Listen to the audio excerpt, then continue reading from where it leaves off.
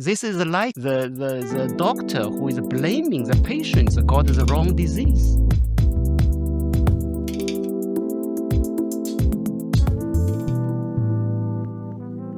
Hello, everyone. We are sitting here today with the director of Max Planck Institute for Social Anthropology, Xiang Biao, and we are all from the Department of Anthropology of Economic Experimentation. This is the beginning episode of a podcast series around common concerns, and we decided that we are going to ask Biao first why common concerns, and for the later episodes, he's going to be the host. And so, Biao, you have been joining this institute for over 4 years, and I think it's a nice time for us to reflect on, all these new ideas around common concerns and what we want to do as a department and how do we communicate with the public through means like podcast. Yeah, hi. And, I thought one of the ways that we could maybe get into this would be to speak a little bit in terms of your own narrative and how you got to this department.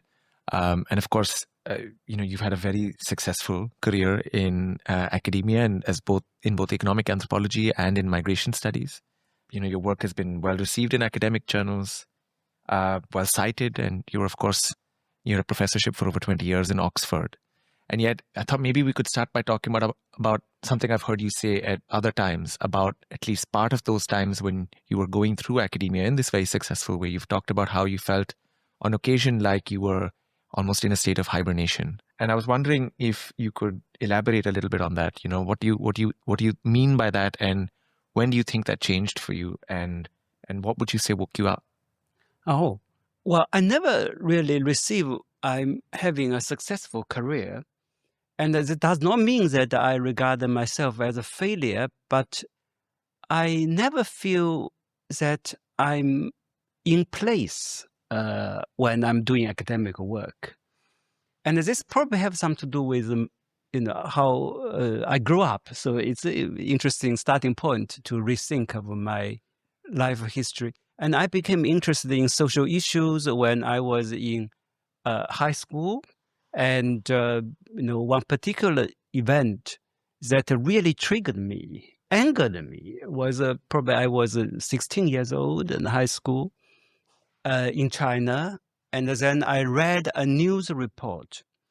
A very famous scientist in China, actually very close to the top politician at that time, and who was also the president of a major university in China.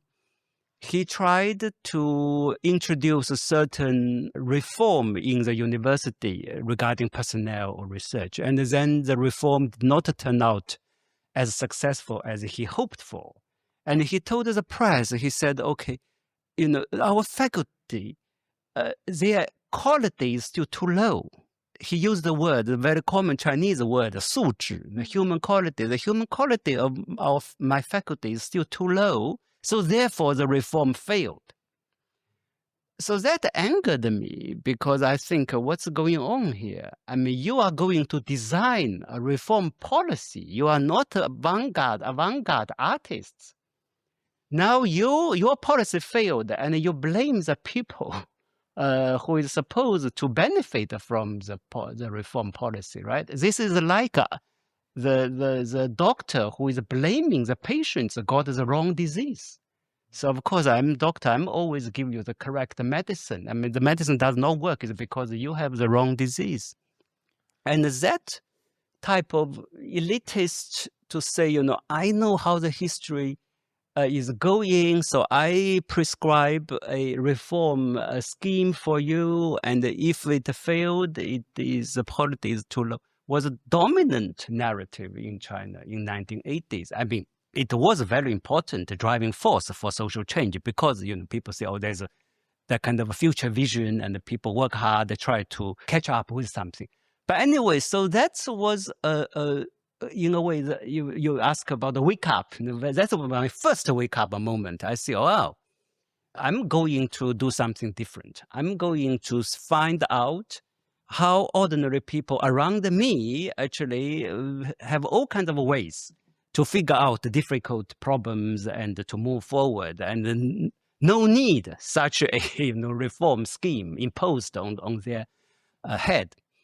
So then I went to university. I decided to study sociology because I was interested in this kind of how ordinary people make change and build life and etc. And then I was very bored in the university because all these lectures is talking very formal, very rigid words. And what kind of life reality, what kind of dilemma, puzzles, these words, the textbook reflect, I cannot see. And so I decided I'm going to do something else again. So I went to this migrant community in South Beijing. So I basically hang out there for 6 years. And then nowadays people say, wow, how wonderful, you did 6 years of field work. I said it's simply because I was very bored with university. So I had a much better time in the community. So it was not difficult. I mean, it's for me nothing heroic, etc. Just being slightly mischievous and to be happy. And then I went to the UK to study again. It's cultural shock, and I wrote a bit of this in my PhD dissertation as well. I feel lost, but then I thought, oh, I grew up now. You know, I mean, what I did before was like a teenager boy, and now I'm in the UK, in Oxford. I should behave properly now. Now I should become a proper academia. No? So after the PhD, I mean, PhD is all kinds of, you know, it's I just crashed through. I did not have much time and energy to reflect. I just want to get it done, and I did get it done. And then after PhD, then I started discipline. I said, oh, now I have to read. I have to write and talk in a proper way. I cannot be like a street old man and etc. I mean, you can say I managed, you know, I got job and etc. But I was never really happy. And the reason is that whatever I write and think, it is always a layer of artificial language that operate on me. Is not I operate through the language about my relation to the world. No? That's the feeling. So then you become, you know, convoluted. The writing also become rigid, lifeless. It becomes smoother and smoother. You're worried about framework and etc. You move away from the very difficult but the real questions in life that demand. The questions, the phenomena, they demand explanation. You move away, don't see that demand. No? You're constantly thinking, how can I come up with a quick framework to put all the things in order to produce a text, which we call academic publication. I mean, when I was still young and relatively young, physically a little healthier, so you can push yourself, do a lot of this. And then I also come to a stage I feel tired. So sometimes it's physical. Then I have the opportunity to come here. I'm supposed to do something new and etc. So that is this kind of tiredness, I think, is, and also kind of disillusionment and realizing I'm really not very good with that, is I think a background for my wake up. But then I was quite lucky, you know, because of social media, because of dramatic increase of the education level among the Chinese young people. I mean, this is a very important part of the circumstances under which we are doing our research. You know, the society and audience and the means of communication, they all changed. And then from 2004, for all kinds of reasons, I started writing for the public, Chinese public. And then it is a very positive pulling force for my wakening up. I mentioned the kind of more passive pushing force.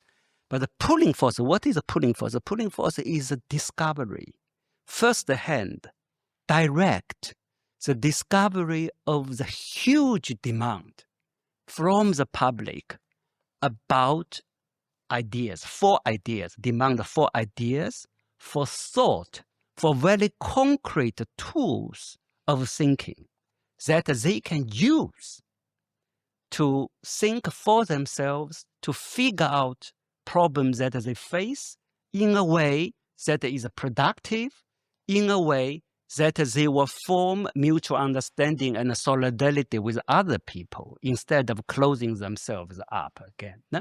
So that I see, okay, there is a, such a genuine demand, And I tried it and I received quite a positive response. I mean, that is extremely important. You act.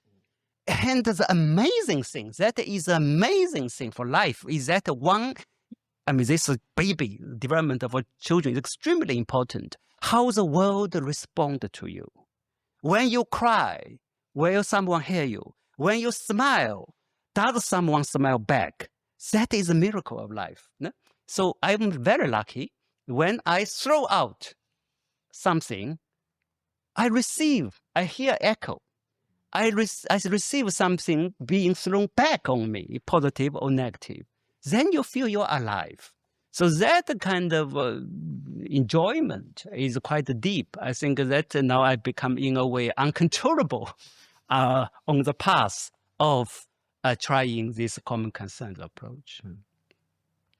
Yeah, that's really incredible, to talk about, I guess, a slow transformation of how you, trying to be this desired academic to this more or less a public figure. So I guess we can mention that your book, Self as Method, has sold over 200,000 copies within China. And then, the English version of it is downloads maybe hundreds of thousands of copies. And I think for us, it's also interesting for you now that you get this audience, right? Became this quite, let's say, it's not an overstretch to say you became a very impactful figure within the Chinese culture media scene and maybe even globally. And you also probably know there's a joke about on Chinese social media, people said, when in doubt, ask Xiang Biao, right? It's like, 于事不决问Xiang Biao. So about that, I'm curious, how do you, deal with your new role of this public figure? Like, how does that make you position yourself both within and outside of academia? And does that change the way you communicate, the way you talk, right? You kind of talk a little bit about that, but maybe more profoundly in terms of how this, I guess we can jokingly say, the rise to stardom kind of contribute to how you do your research and maybe coming up with the current common concerns approach? Yeah, that's a very important question. And my response actually is quite simple, because for me, that is a quite clear issue. And how do you live with yourself? There's two ways to live with yourself. Number one is that, you start thinking, okay, whatever I say, it may be interpreted this way, and it will be understood that way, and now I'm representing something. So you objectify your own roles, your own actions, and then you analyze it, and then you be careful and consciously take the next step, and etc. And this is not what I'm doing. So whether or not I'm having a stardom status, or how my words will be understood, etc., it's not something I think, actually. I simply live through it. I simply live with it. So I do not objectify that part of myself. But then the question occupying my mind is that what I'm going to do with this. So the image in my mind is that I'm a very, very lucky man. I walk on the street and, very hot weather, and suddenly a bucket of water for some reason just threw on me, and I feel very cool. I feel energized. So I'm very lucky. I don't need to be responsible for my luck 100%, because luck is created due to all kinds of historical contingencies, etc. No? I should not be responsible for the cause of the luck, but I need to be 100% responsible for what I'm going to do now with the luck.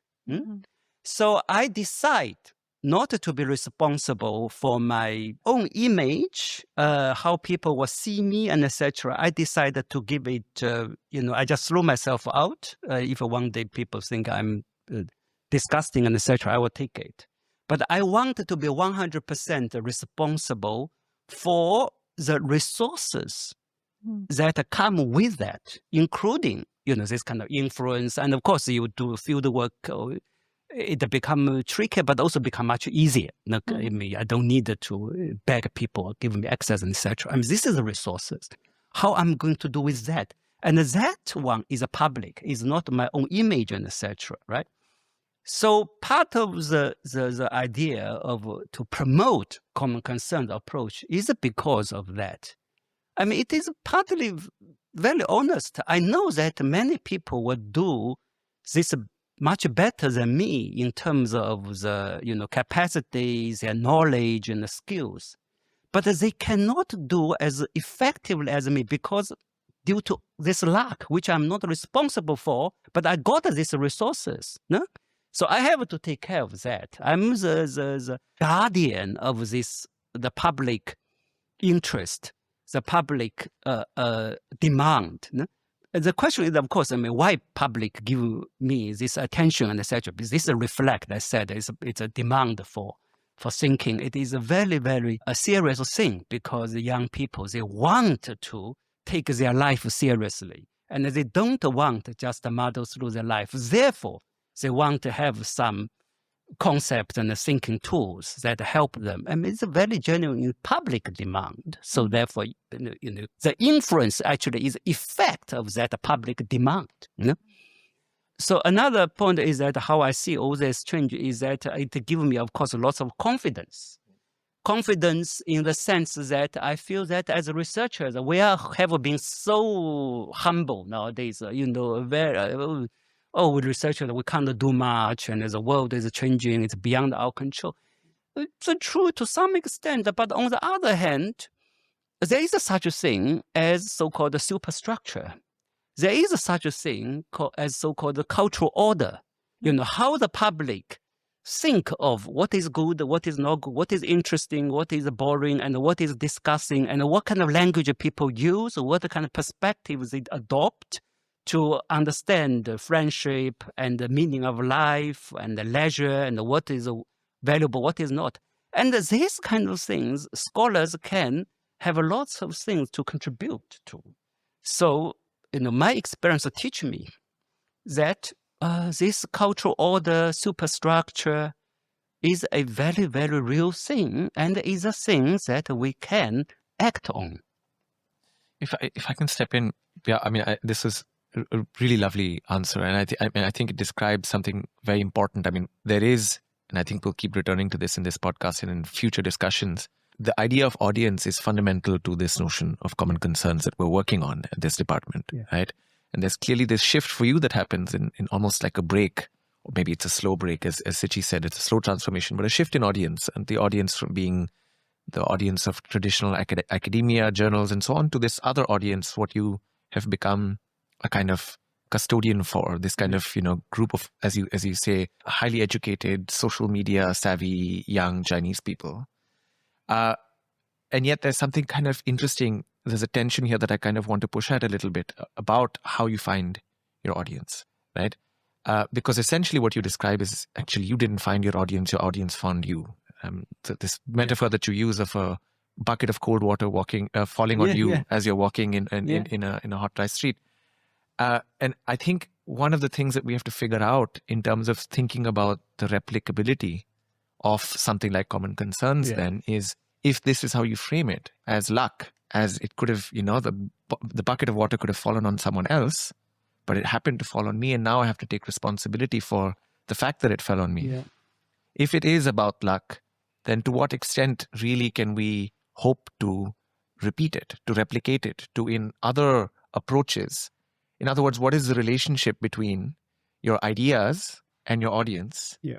And is it really that the audience comes first and now you're the custodian and so you have to come up with ideas for them? Yeah. Or can you imagine a different relationship that would perhaps be something you could maybe campaign for other academics to also encourage them, as you say, to maybe eventually find also this kind of joy that you found in having found your audience, but also in having your audience found you. So yeah. No, that is extremely important. And this is precisely, I think it is a defining question of this stage of the work in our department. How do we translate something that starts with historical contingency into a conscious program.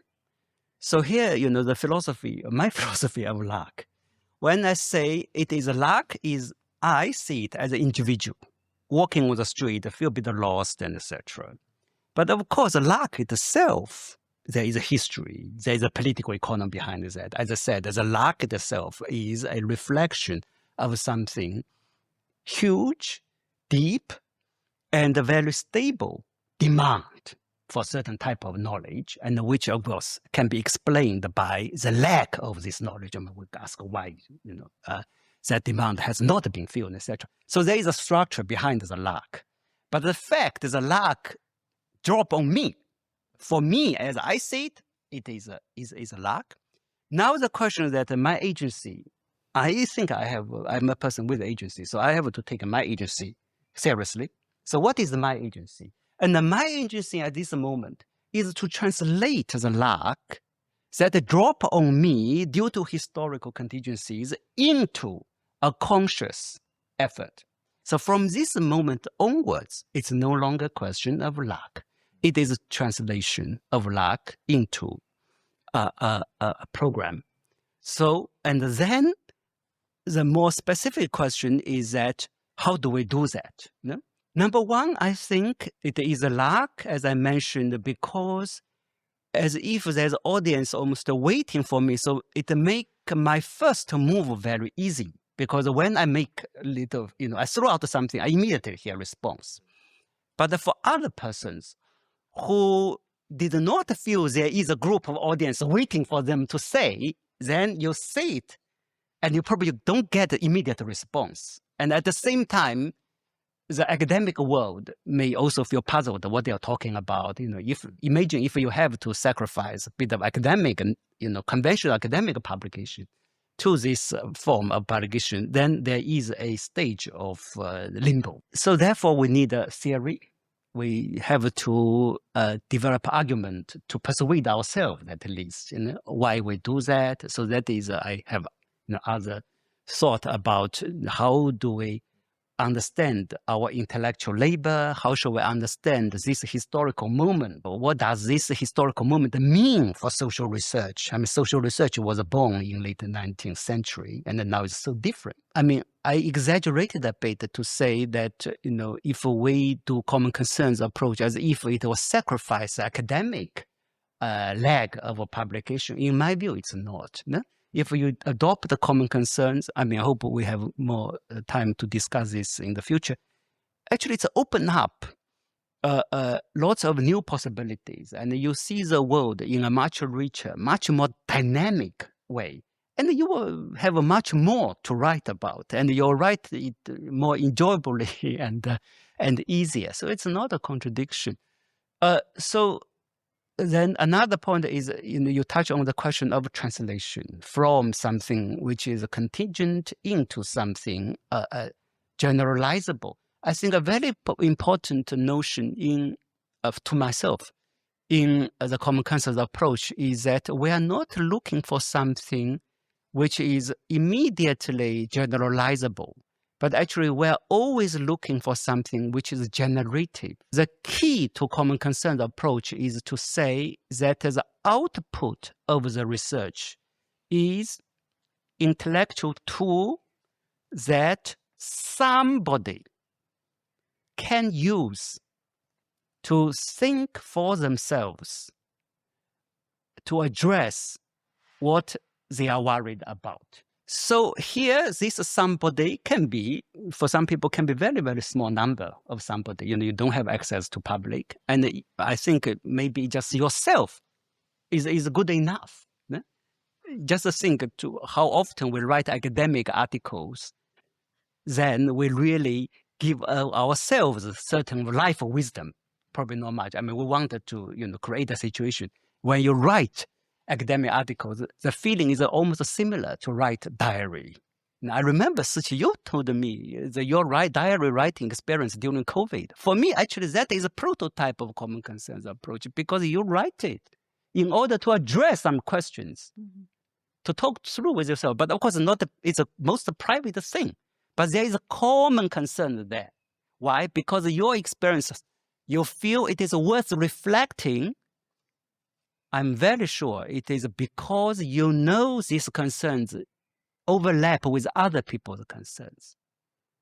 But this common is not externally defined because you don't know, oh, it's a 55% of person share this, but you don't know this externally measurable commonality, but you know the commonality inside of the concerns. You know, as a human being living in this situation, you would be worried about that. You would have a question like that needed to be addressed.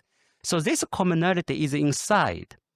And this internal commonality is something that needs to be captured through generative.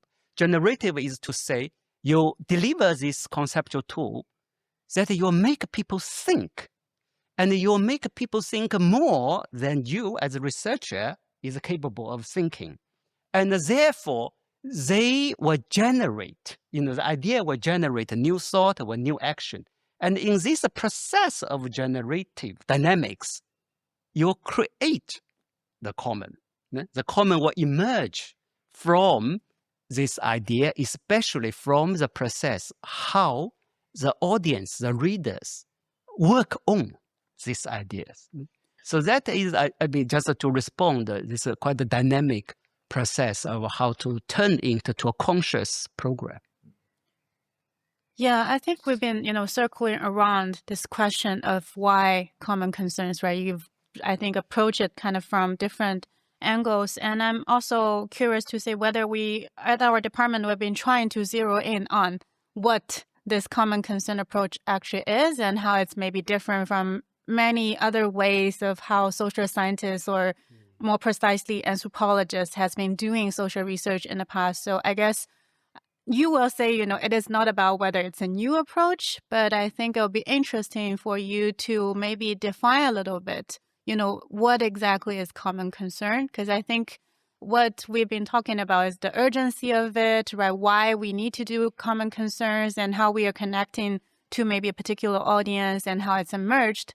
But it might be helpful for us to precisely know, what is common concern and what is common concern as an approach. Yeah. So I probably just 2 points. This is the best way to describe that would be through concrete examples. But then we were still working on that. We wanted to produce something. But number one is a common concern approach actually is not only a style or a method of research. It's really, first and foremost, is a question of attitude. It's the attitude that, will define how you see your relation to your labor, to your intellectual labor, and how you see your relation to the world. So we every day will come here or go to the field, or go to library, and what are we doing? We are deploying labor. We are using our human energy. And this type of labor, in my view, has no difference from other type of labor. And as a labor, consume our human energy, and we are adding something to the world. We have an idea, and we write it down, become a text, then it become a very, very tangible thing in the world. But then there's a question. What is the relation between this thing, which resulted from your labor, to this world? Is this a thing can be used as evidence to say that you know this and that? Is this a thing, a call for recognition, a call for certain rewards in job market and etc.? Or is this a thing, the text, your thought, that will be resonated with somebody, and actually you consciously pursuing that, and then the things will trigger more thought from other people. No? So this is, first of all, the common concern is such attitude. You think that I'm doing my labor every day. I wanted to make something for the world. And then once these things come to the world, it is organically, closely related to some aspects of the world, and it will make the world slightly different. And it's different that is meaningful for me.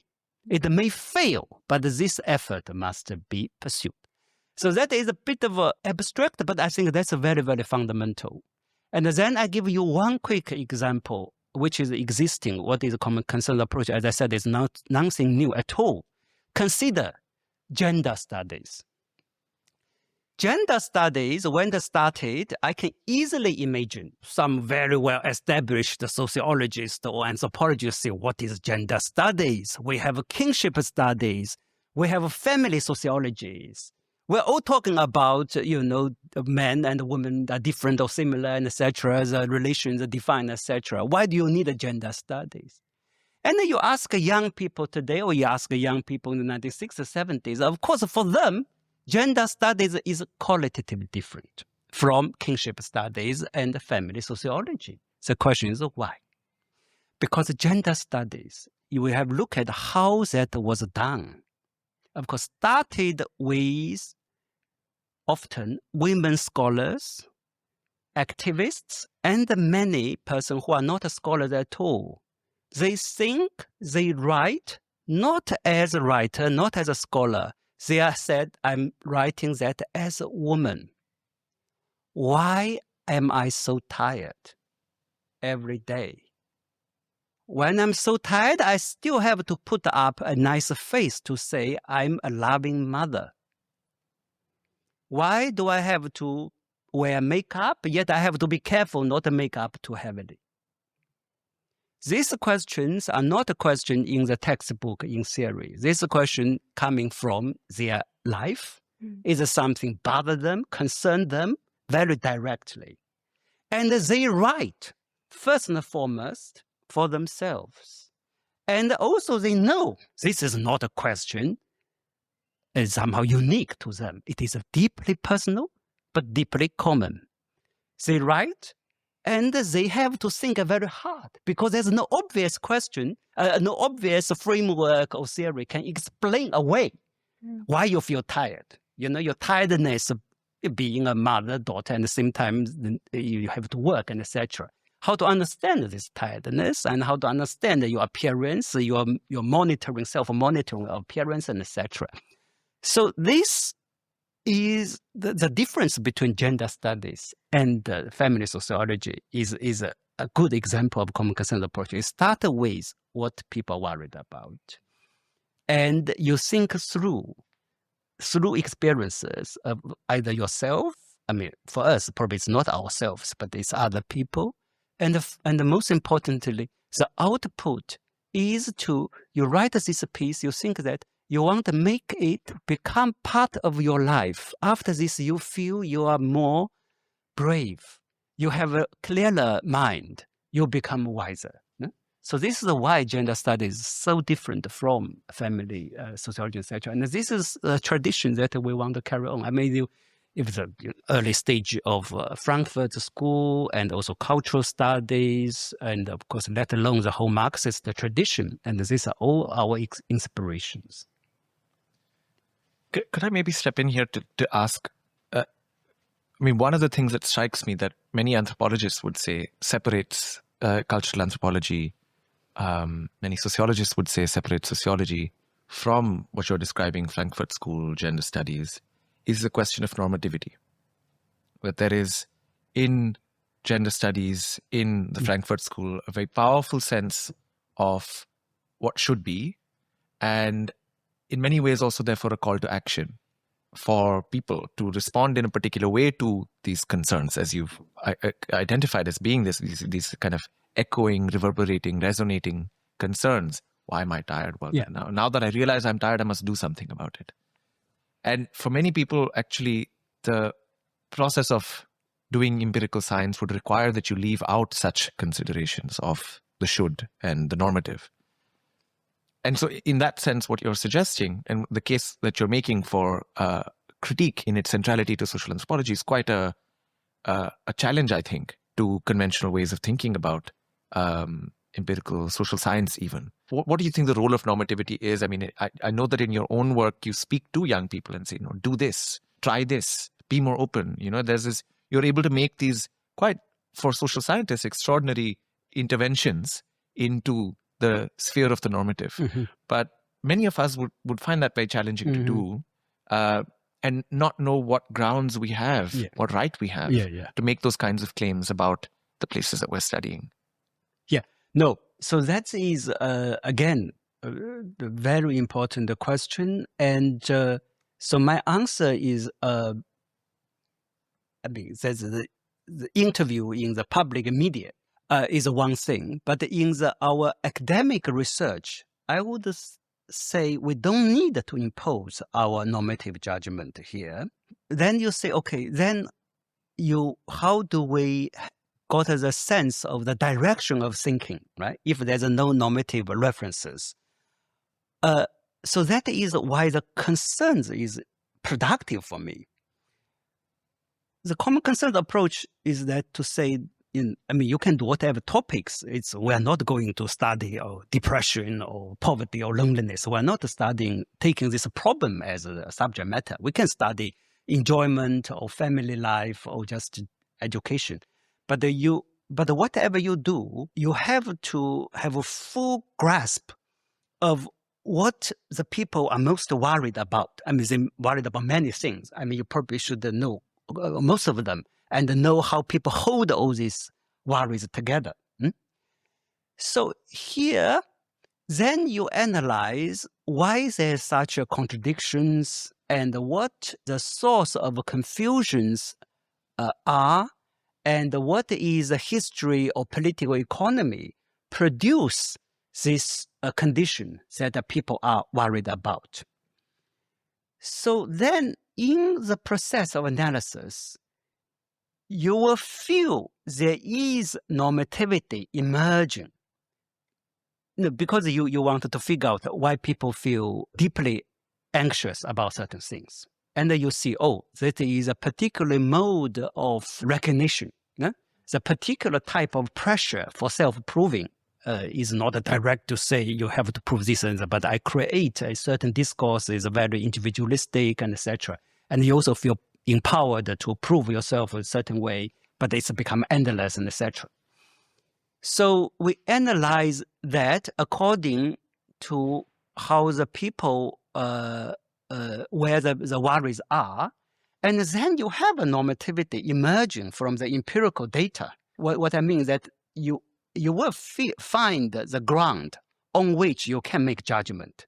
The judgment is that you see, okay, this way of distributing material resources coupled with these mechanisms of distributing symbolic capital, award, etc., plus other situations, create a condition under which people will have very high level of anxiety and etc. And then you can see this is a bad thing.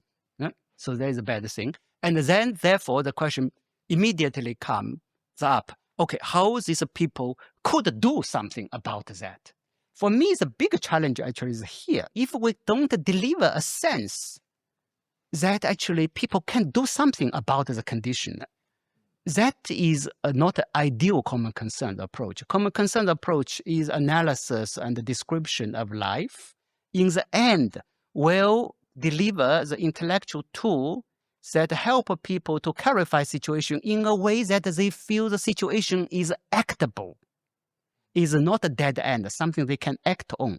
So we have to look for some cracks, some internal contradictions that they can act on. That actually, I think, is something beyond empirical science, because here you need a certain kind of wisdom and life experiences to say it has become a bit of strategic thinking rather than just a passive description. And how do we do that? I have not figured out yet. Yeah, but I feel this normativity can be coupled with empirical observation precisely because we take people's concerns as a lens. In other words, we take people's their own judgment very seriously. But whether what we should question their judgment to say, oh, you feel sad, actually it is wrong, you should not feel sad. I mean, this is another question I have not, but for so far, I just think people's feeling within that particular case, for me, they have unquestioned legitimacy as a starting point of inquiry of research. We have to start from there. And then we can say, oh, actually, it is caused by this. That it come up later. But we cannot judge to say, oh, these people are fooled by certain ideologies, so therefore they should not support Trump. It is just a wrong thing to do. I mean, we don't, that is not a starting point. The starting point is that they have very good reason to do that. We figure out the reasons. Yeah, I guess I want to follow up on when you talk about how we should take people's feeling seriously, but at the same time, maybe potentially provide actionable or actable tools for people to reflect on it. I'm curious, also you mentioned earlier using gender studies as example to think through common concerns as an approach. I'm curious, how much do you think, common concerns is a combination of self-method plus, what you would call co-research, right? Like co-research with whoever that you are thinking through it with.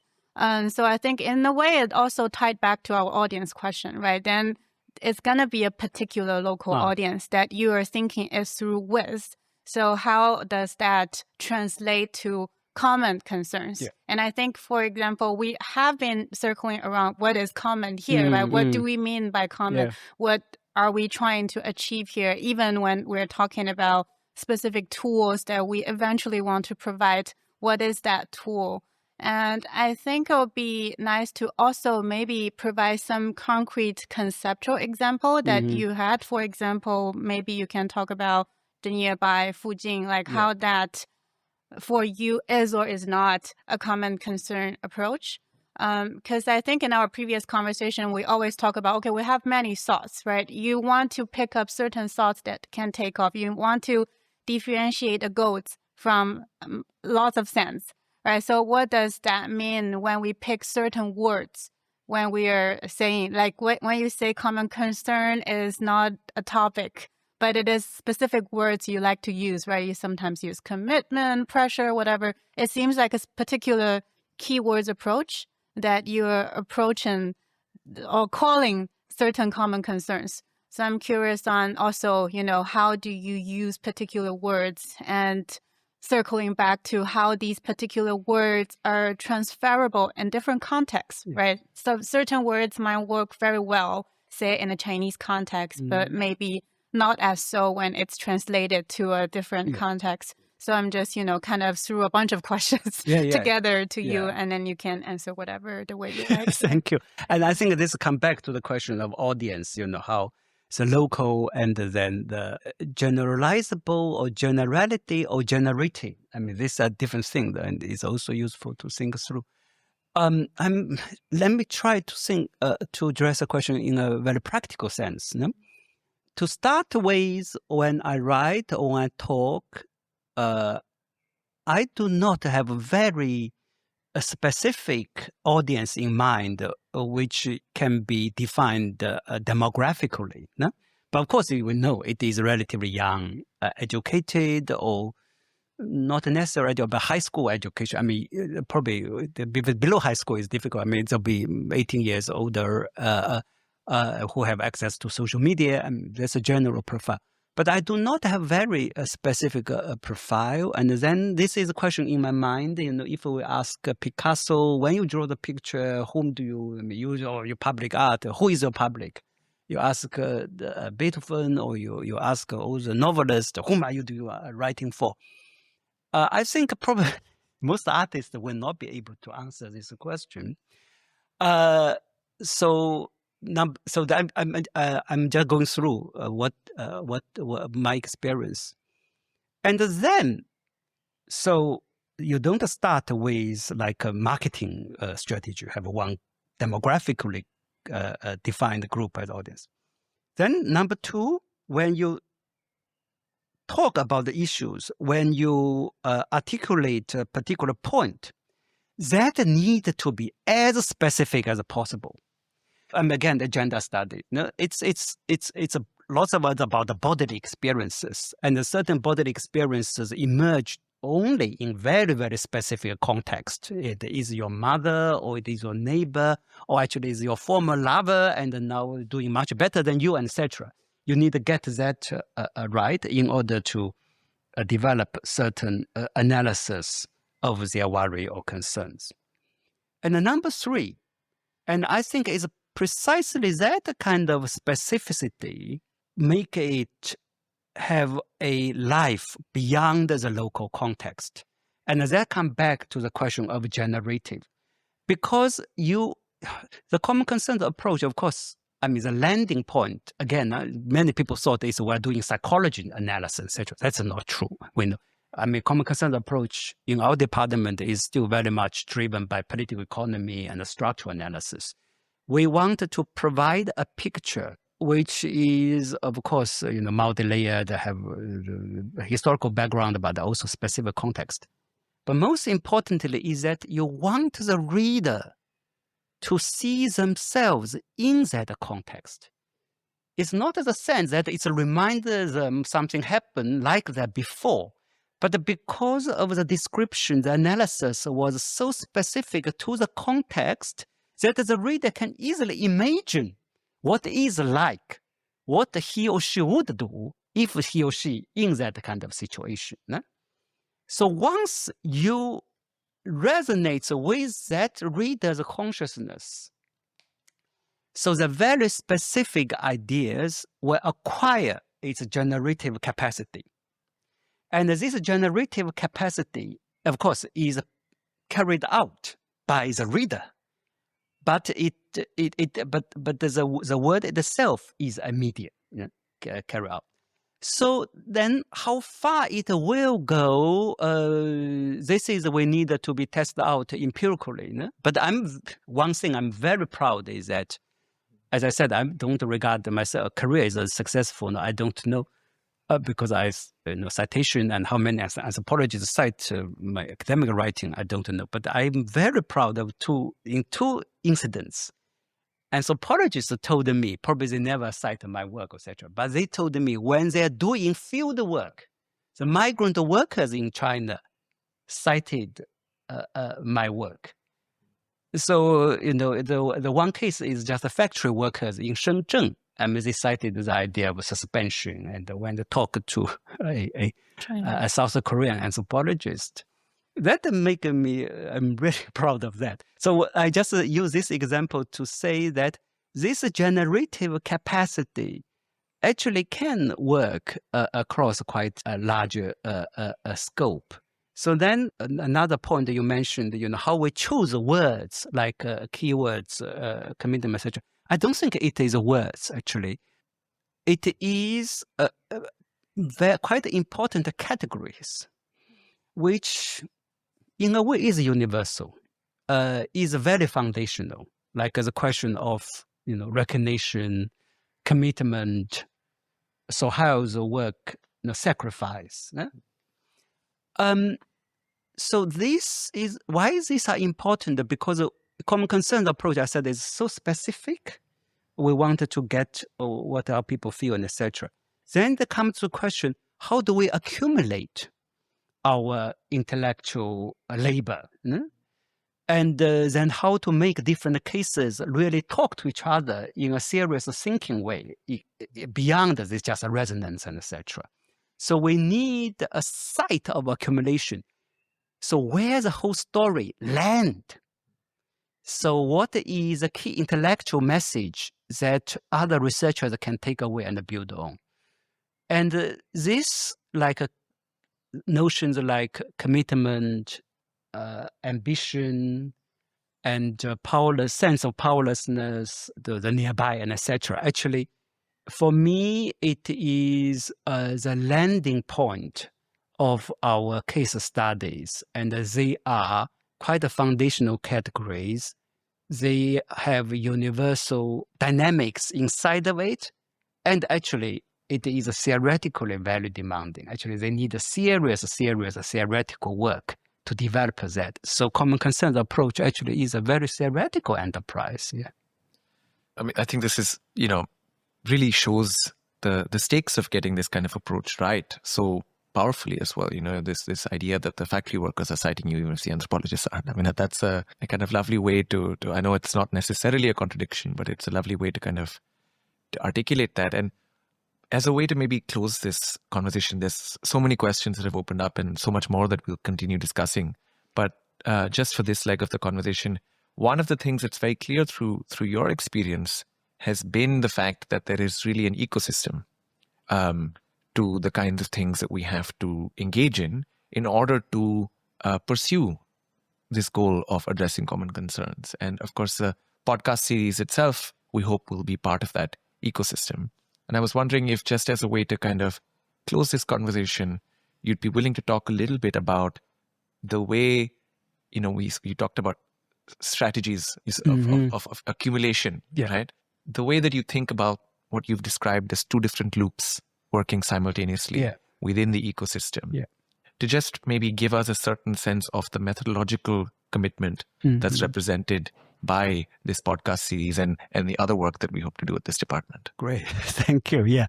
So ecosystem is very important for us because, first of all, as I mentioned, we treat our research as human labor.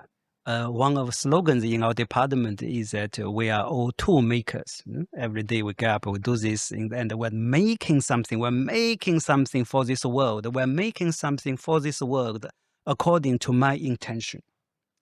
So when you're thinking your research is making things, then you have to think of very materially. What is infrastructure? When the things make halfway, how do you store it? Put in fridge or put on shelf, and etc. Next morning you can continue, and etc. And how do you get enough energy, keep it going, and etc. So this two-loop model, as you mentioned, is related to this starting point to treat research as a very, very concrete human practice. So the two loops, first of all, there is a small loop. Small loop is academic work. The small loop is to say, like a group of tool makers will come together. We don't directly make a tool, but we comment on each other. How do you make the tool? How do you identify the question? And why, like we are a group of blacksmiths, how do you hammer that piece of iron at which temperature make that shape? Why do you think that shape will work with your particular audience? Should it be better to hammer it a slightly different way? Would that work better? Or actually, no, it will betray my initial intention, etc. This kind of backstage expert conversation, literally workshop. My understanding is what the workshop means. A group of carpenters come together to talk about their techniques. Extremely important. And this is a small loop. The problem for me, after the Cold War, the whole professionalization of academic research is that the small loop becomes the entire world. People locked up in the small loop. They only talk about how they make tools, and they never make a tool, right? And then, actually, when you are trapped in the small loop, the making tool itself become illegitimate. We are tool makers. How dare you make a tool? Because we are tool makers, we know how complex it is. A tool is, you have so many people out there. They are all very diverse. What do you mean you make a tool? What's your definition of a tool? You spend energy on that. Of course, you make a tool, it's a very problematic action. So then we must remember there is a larger loop. The larger loop is that you see the world, you make a tool. You dare to put yourself online. You can be right, you can be wrong, you can be completely foolish, but you are there. That is the question. Do you want to be there or not? You can easily say, I don't want to be there, so therefore I'm always correct. That will be a choice. So that is, in the end of the way, is a practical choice. So you put yourself on the line and you say, okay, I capture something. Now I'm going to make an argument. I push for a certain way of thinking. Not necessarily normative judgment, but I'm pushing for a certain way of thinking because I think this way of thinking is needed. Now, here there's lots of stake involved because you make judgment and you want to be selective. You want to be sharp. You don't just comment, the world is complex, diverse, different opinions. We have to. I mean, that is very, very distanced, educated, sophisticated commentary about life. It's not a living life. And living life means you get hands dirty, you judge, and you speak out, and make some people uncomfortable, and you are ready to hear what other people say.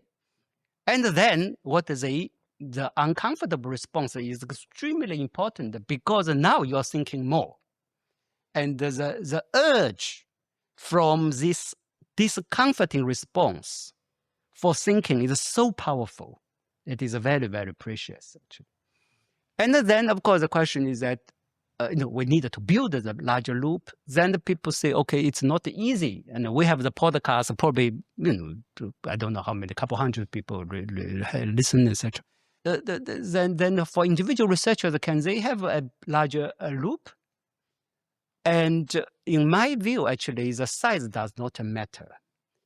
Even you just write for yourself, diary, it is already a larger loop because you are dialoguing with life. You are dialoguing with the world, even in a completely private space. When you dialogue with yourself, you will raise lots of very, very uncomfortable and painful questions for yourself. This is already an urge, a driving force for thinking more, right? And then your style of thinking, your style of writing will be different from the situation that you are only talking in the small loop. So the larger loop does not have to have a large audience following you and etc. Actually, it's not necessarily a good thing. If you have a larger audience, I also see, you cost energy, and then you have quickly some ideas will be turned into very flat symbols, and how you handle that is also new challenges. So even, what I want to say, this two loops model does not have to be understood so literally. But on the other hand, in our mind, we have to think it is very materially. Thinking is my very, very concrete activities, is how I'm using my energy and etc. Thinking this way. And so that we'll build. Well, I think on that note, it really concludes the first episode on the two loops. So I think it's a really nice way to conclude here, when we talk about two different types of loops, the small loops and large loops. And according to Biao, basically, we're promised to be successful because even if we only have an audience of one, it will be a large loop already. But I think we'll have definitely more than that. And we will do a series of future podcasts interrogating, what all the researchers in our department deal with this common concerns approach, how our own research going to be interacting with this particular way of thinking. And please stay tuned and listening the following episodes. Thank you.